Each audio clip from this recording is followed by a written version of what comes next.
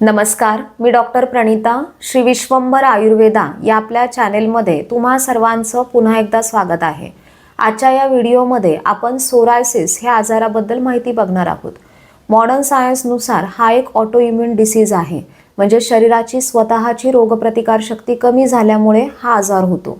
सोरायसिसमध्ये नक्की काय होतं तर नॉर्मली त्वचेच्या नवीन पेशी तयार होण्यासाठी साधारण महिनाभराचा कालावधी लागतो, पण सोरायसिसमध्ये ह्या पेशी 3 ते 7 दिवसामध्येच लवकर तयार व्हायला लागतात।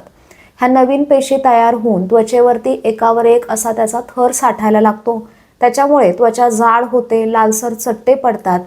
ड्राय सोरायसिस म्हणजेच कोरडा सोरायसिसचा प्रकार असेल तर त्वचेला भेगा पडतात, खाज सुटते, पांढरट खपल्या पडायला लागतात, पांढरा भुसा त्वचेमधून पडायला लागतो। आणि वेट सोरायसिस म्हणजेच ओला सोरायसिसचा प्रकार असेल तर त्वचेमधून पाणी, पस, रक्त असं येऊन त्वचा ओलसर व्हायला लागते।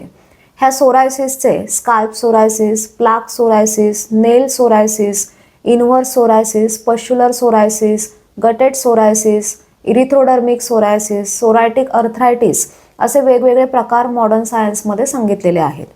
सोरायसिसची ट्रीटमेंट कशी केली जाते तर यासाठी टॉपिकल ट्रीटमेंट असते, ज्यात स्टेरॉइड्स असलेले क्रीम्स असतात, वेगवेगळे मॉइश्चरायझर, लोशन, शॅम्पू, साबण असं सगळं असतं।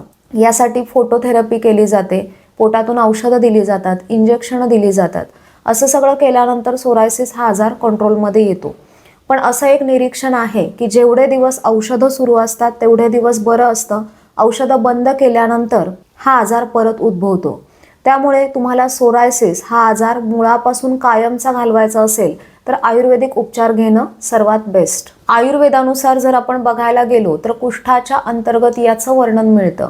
शरीरातील वात, पित्त, कफ यापैकी ज्या दोषाचं आधिक्य असतं त्यानुसार लक्षणं आपल्याला ह्या आजारामध्ये बघायला मिळतात।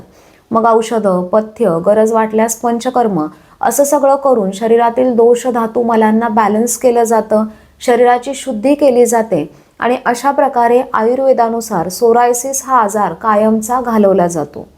पण त्याआधी सोरायसिस का होतो ती 6 महत्त्वाची कारणं तुम्ही जाणून घ्या। त्याचबरोबर ह्या आजारामध्ये कोणती पथ्य पाळली पाहिजेत, कोणते 3 महत्त्वाचे आयुर्वेदिक उपाय तुम्ही घरी करू शकता, अशी सर्व माहिती आपण आजच्या या व्हिडिओमध्ये पाहणार आहोत। सोरायसिस ह्या आजाराचं कोणतं स्पेसिफिक कारण नाही, पण काही ट्रिगर फॅक्टर्समुळे अचानक हा आजार आपल्याला उद्भवलेला दिसतो। पहिलं सोरायसिसचं कारण आहे अनुवंशिकता। जर तुमच्या आई वडिलांना किंवा त्यांच्या बाजूला असणाऱ्या इतर नातेवाईकांना सोरायसिस असेल तर मुलांनाही सोरायसिस होण्याची खूप जास्त शक्यता असते, त्याच्यामुळेच मुलांनी खूप आधीपासूनच काळजी घेतली पाहिजे। दुसरं सोरायसिसचं कारण आहे विरुद्ध आहार विहार। जर चुकीचं खाणंपिणं वागणं तुमचं बऱ्याच काळापासून असेल तरी ते सोरायसिसचं कारण ठरू शकतं। विरुद्ध आहाराविहारावरचा डिटेल व्हिडिओ आपल्या चॅनेलवरचा तुम्ही पाहू शकता। तिसरं कारण आहे आंबट, खारट, तिखट पदार्थांचं अतिसेवन करणं, जसं लोणची, पापड, खारवलेले मासे, मसालेदार पदार्थ जास्त प्रमाणात खाणं, पचायला जड असणारे पदार्थ जसं दूध, दुधाचे पदार्थ, उडीद डाळ, बेकरीचे पदार्थ, मैद्याचे पदार्थ, मांसाहार यांचं अतिसेवन केल्यानंतर पचनावरती ताण येतो, अपचन, अजीर्णासारख्या समस्या निर्माण होतात, शरीरात आम तयार होतो, टॉक्झिन्स तयार होतात आणि त्वचाविकार वाढतात। त्यानंतर शरीरातील पित्त, उष्णता वाढवणारे पदार्थ जसं चहा कॉफीचं अतिसेवन करणं, स्मोकिंग करणं, अल्कोहोल घेणं किंवा चुकीची लाईफस्टाईल असणं, म्हणजेच दुपारी झोपणं, रात्री जागरण करणं, तर अशा सवयींमुळे शरीरातील पित्त, उष्णता वाढते, रक्त खराब होतं आणि सोरायसिस सारखे आजार वाढतात। त्याच्यामुळे तुमच्या खाण्यापिण्या वागण्याकडे तुम्ही लक्ष दिलं पाहिजे, कारण यातूनच शरीरातील दोष धातू मलांची निर्मिती होत असते। त्वचा विकारामध्ये किंवा सोरायसिस सारख्या आजारामध्ये तुम्ही काय खाल्लं पाहिजे, काय नाही खाल्लं पाहिजे याविषयीचा सविस्तर व्हिडिओ आपल्या चॅनेलवरती आहे, तो तुम्ही नक्की पहा। कारण औषधांसोबत जेव्हा पथ्य व्यवस्थित पाळली जातात तेव्हाच कोणताही आजार पूर्णपणे बरा होतो आणि स्पेशली त्वचा विकारामध्ये तर पथ्य पाळणं हे अतिशय महत्त्वाचं आहे। चौथं कारण आहे नैसर्गिक वेग, जसं लघवी, संडास, उलटी, शिंक असे वेग काही कारणास्तव किंवा विनाकारण सतत अडवले जात असतील तर याने शरीरातील दोष वाढून स्किन प्रॉब्लेम्स वाढतात। त्यानंतर 5वं कारण आहे आर्टिफिशियल फ्रेग्रन्स असणाऱ्या गोष्टींचा वापर करणं, जसं सुगंधी साबण, परफ्यूम, डिओड्रंट्स, ऑइल्स याचा सतत वापर केल्यानंतर त्वचेला इरिटेशन होतं आणि स्किन प्रॉब्लेम्स वाढतात. त्याच्यामुळे आर्टिफिशियल फ्रेग्रन्स असणाऱ्या गोष्टींचा वापर करू नका. 6वं सोरायसिसचं कारण आहे मानसिक असंतुलन. सतत मानसिक ताण, चिंता, राग, दुःख, भीती मनामध्ये असेल तरी याने शरीरातील दोष बिघडून शारीरिक स्वास्थ्य बिघडून सोरायसिसची लक्षणं वाढतात. त्याच्यामुळे शारीरिक स्वास्थ्यासोबत मानसिक स्वास्थ्य जपणंही खूप महत्त्वाचं आहे. तर ही सोरायसिसची 6 महत्त्वाची कारणं, ट्रिगर फॅक्टर्स असं आपण त्याला म्हणू शकतो.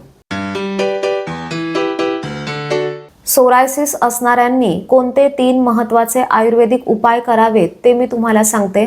पहिला उपाय आहे तुम्ही तुमचं पचन सुधरवलं पाहिजे. पचायला हलका असणारा आहार तुम्ही घेतला पाहिजे. साधारणपणे अन्न पचनासाठी तिखट, उष्ण अशा पाचक औषधांचा वापर केला जातो. पण सोरायसिसमध्ये शरीरातील उष्णता, पित्त वाढून रक्त ऑलरेडी खराब झालेलं असतं. त्याच्यामुळे उष्णता वाढणार नाही अशा पाचक औषधांचा तुम्ही वापर केला पाहिजे. आणि सर्वात बेस्ट पाचक औषध आहे उष्णोदक म्हणजेच गरम पाणी. तहानेनुसार सोसवेल असं गोड गरम पाणी जर तुम्ही पिलात तर याने पचन चांगलं होतं. त्यानंतर पचन सुधारून शरीरातील उष्णता लघवी वाटे बाहेर काढण्यासाठी सकाळी उपाशी पोटी तुम्ही धण्याचं पाणी, जिऱ्याचं पाणी किंवा धणे आणि जिरे एकत्र भिजवलेलं पाणी पिऊ शकता. किंवा हे पाणी बनवून तुम्ही दिवसभरात कधीही तहानेनुसार थोडं पिऊ शकता. याने पचनही चांगलं होतं आणि शरीराला थंडावा मिळतो. थोडक्यात माझं सांगणं आहे की डायजेस्टिव्ह सिस्टीम व्यवस्थित राहील याच्याकडे लक्ष द्या आणि पचनासाठी असे उपाय करा ज्याने शरीराला थंडावा मिळेल, शरीरातील उष्णता वाढणार नाही. दुसऱ्या उपायामध्ये पोट साफ ठेवणारी औषधं तुम्ही घेतली पाहिजेत.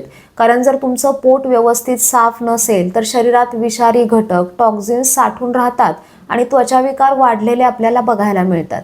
त्याच्यामुळे आहारामध्ये गाईच्या तुपाचा समावेश करा. गरम पाण्यासोबत तूप घ्या. याने आतड्यांना वंगण मिळतं आणि पोट व्यवस्थित साफ होण्यासाठी मदत मिळते. रात्री झोपताना 10 ते 15 काळ्या मनुका रात्रभर पाण्यामध्ये भिजत ठेवा आणि दुसऱ्या दिवशी सकाळी ते मनुकांचं पाणी प्या आणि मनुकाही चावून खा. यानेही पोट साफ होतं, शरीराला थंडावा मिळतो, शरीरातली उष्णता बाहेर पडते आणि त्वचा विकारामध्ये याचा फायदा होतो. त्यानंतर आठवड्यातून 1-2 वेळेस रात्री झोपताना एरंड तेल तुम्ही घ्या. त्याचबरोबर त्रिफळा चूर्ण, अभिपत्तिकर चूर्ण, गंधर्व हरितकी चूर्ण अशी चूर्ण रात्री झोपताना 1 चमचाभर तुम्ही गरम पाण्यासोबत घ्या. हे सौम्य विरेचनाप्रमाणे काम करतात. याने पोटही साफ होतं, उष्णता बाहेर टाकली जाते, पचन सुधारतं, रक्तशुद्धी होते आणि त्वचा विकारामध्ये याचा फायदा होतो.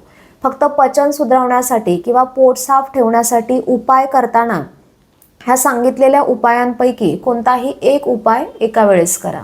तिसऱ्या उपायामध्ये रक्तशुद्धी करणारी, स्किनसाठी टॉनिक प्रमाणे काम करणारी, त्वचा विकार बरे करण्यासाठी उपयुक्त औषधी चूर्ण मी तुम्हाला सांगणार आहे.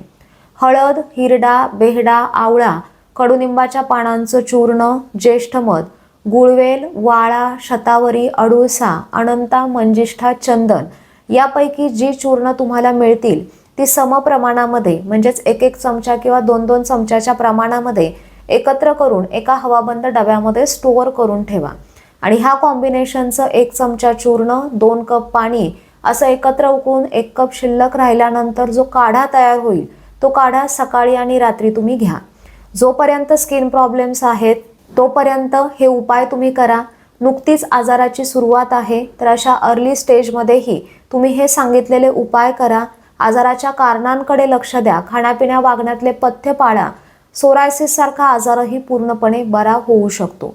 पण जुनाट सोरायसिस आहे, सर्व उपाय करूनही फरक पडत नाही तर अशा वेळेस चांगल्या आयुर्वेदिक वैद्यांकडून आयुर्वेदिक उपचार घ्या. 100% हा आजार बरा होतो. आपल्याकडे असे भरपूर जुनाट सोरायसिसचे पेशंट पूर्णपणे बरे झालेले आहेत. त्याच्यामुळे तेवढं खात्रीने मी ते सांगू शकते. तर हा व्हिडिओ जास्तीत जास्त लोकांना शेअर करा जेणेकरून ही उपयुक्त माहिती सर्वांनाच मिळेल. तुम्ही चॅनेलला अजून सबस्क्राईब केलं नसेल तर जरूर करा. पुन्हा भेटूयात नवीन टॉपिक सोबत नवीन व्हिडिओमध्ये. तोपर्यंत धन्यवाद.